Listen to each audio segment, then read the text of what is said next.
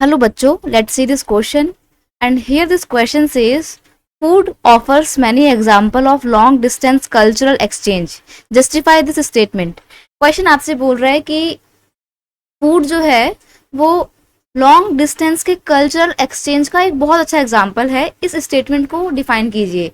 Basically आपको बताना है कि कैसे फूड जो है ना, जो खाने की आइटम्स होते हैं, वो कल्चरल लिंक को और मजबूत करता है. हम बात करेंगे फूड की. तो क्वेश्चन का की कंसेप्ट है food as means of cultural exchange. Cultural exchange के एक माध्यम के तौर पे फूड का क्या रोल था उसके बारे में.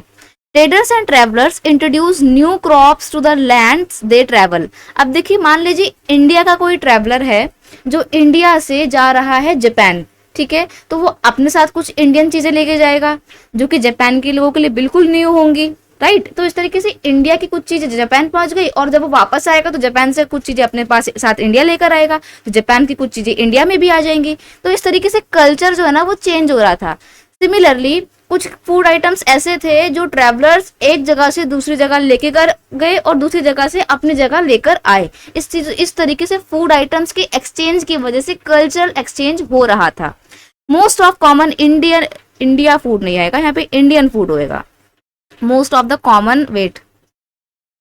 Common Indian food such as maize यानी कि मक्का, टोमेटोज, ग्राउंडनट यानी कि मूंगफली, potatoes and soya etcetera were not known to our ancestors. ये वो चीजें हैं जो हमारे एंसेस्टर्स को पता नहीं थी. अब आप सोचोगे पोटैटो हमारे पूर्वजों को पता नहीं था तो वो क्या ही खाते थे. हम तो पोटैटो बहुत शौक से खाते हैं, राइट. लेकिन आपको बता दूं, पोटैटो इंडियन डिश नहीं है. पोटैटो इंडिया में नहीं ग्रो होता था, ये बाहर से आया है.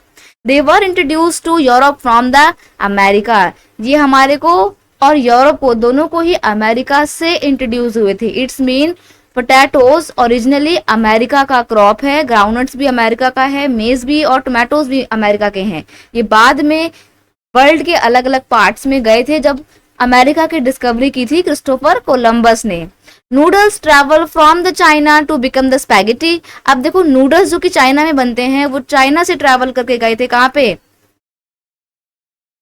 वेस्ट में गए थे. वेस्ट यानी कि वेस्टर्न यूरोप में गए थे और वहां जाके वो स्पैगेटी बन गया था. स्पैगेटी आपके इटली वगैरह में बहुत खाया जाता है. And Arab traders to pasta to the Sicily. Sicily जो है वो इटली में है. इटली का एक छोटा सा शहर है सिसिली. तो अरेबियंस लोगों ने, जो कि अरेबिक ट्रैवलर थे, वो अपने साथ पास्ता लेके गए सिसिली में, राइट. इस तरीके से कल्चर जो है वो एक्सचेंज होते रह रहे थे. फूड आइटम्स उसमें एक बहुत इंपॉर्टेंट रोल प्ले कर रहे थे. आज इंडिया का फूड कहीं और है, फिर कहीं और का फूड आज इंडिया में आ गया. अब हम अपने इंडिया में देखें, आप डेली यूज में मोमोज खाते हो, तो मोमोज कोई इंडियन डिश थोड़ी है, कोई कहाँ की डिश है, चाइनीज डिश है. लेकिन हम देखो खा रहे हैं कितने शौक से. तो ये होते हैं कल्चरल एक्सचेंज. आज का टाइम तो बहुत ज्यादा कल्चरल एक्सचेंज है, ना सिर्फ फूड आइटम्स में बल्कि हमारे पहनावे में भी. जींस टॉप ले लीजिए आप, इंडियन ड्रेस नहीं है ये, ठीक है. तो फूड आइटम्स बहुत इंपॉर्टेंट फैक्टर है कल्चर एक्सचेंज का.